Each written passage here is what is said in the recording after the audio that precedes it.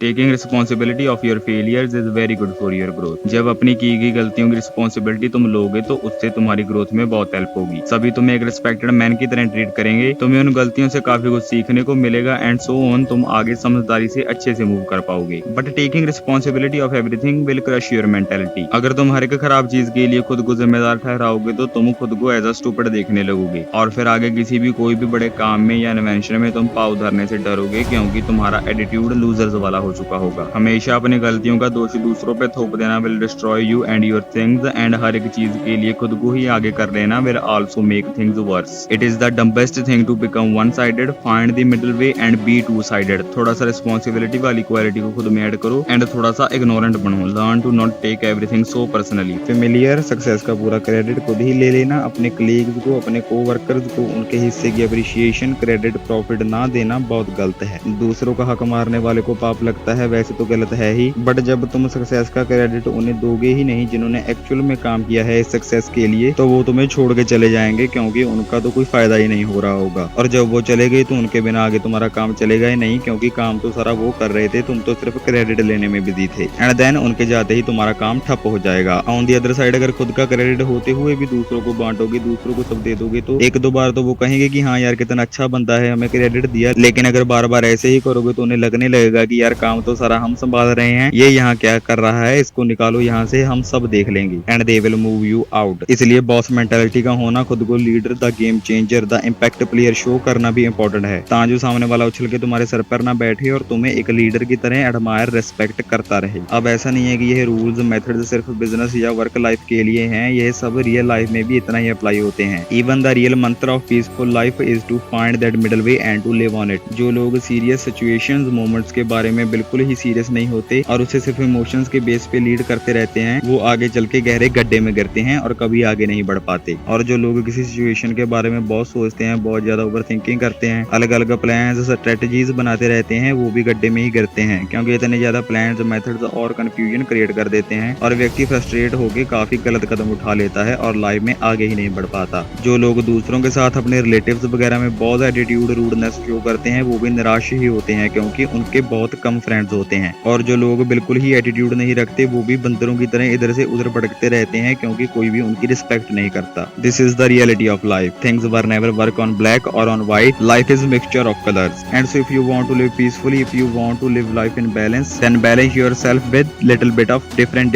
Things. Never be one sided, build the odd qualities in yourself too. लोगों के हिसाब से मत चलो। जो लोगों के कहने से ए या सी पाथ पे चल पड़ते हैं, उनकी लाइफ के बड़े प्यार से बड़े वाले एल लग जाते हैं। तुम अपने हिसाब से, अपनी सिचुएशन के हिसाब से ए एंड सी को अच्छे से एग्जामिन करो, एक एक चीज को अच्छे से परखो कि इसमें मुझे क्या फायदा है, इसमें मुझे क्या नुकसान है। बस आगे से एक बात अपने पल्ले बांध लो, जब कभी भी तुम कोई क्वालिटी, कोई वैल्यू अपने कैरेक्टर में ऐड करो, तो उसके बिल्कुल ऑपोजिट वाली क्वालिटी के साथ भी रूबरू होते रहो। अगेन, लाइफ सिर्फ ब्लैक और या सिर्फ व्हाइट में नहीं चलती, लाइफ बीच के मिडिल वे में चलती है, जिसमें थोड़ा सा ब्लैक होता है और थोड़ा सा व्हाइट। और तुम्हें भी हर हाल में यह मेंटालिटी बिल्ड करनी ही होगी अगर लाइफ को स्टेबिलिटी के साथ जीना है तो। Ours are as important as the fine one, so be familiar with them too. Look, there is no meaning of darkness without light, and there is no light without darkness. अगर बिल्कुल ही black life में जियोगे तो अंधे हो जाओगे, तुम्हें कुछ दिखाई नहीं देगा, और अगर बिल्कुल ही रोशनी से भरी जिंदगी में जियोगे तो भी अंधे ही हो जाओगे, तुम्हें कुछ दिखाई नहीं देगा। Living without darkness is worthless, and living without light is worthless too.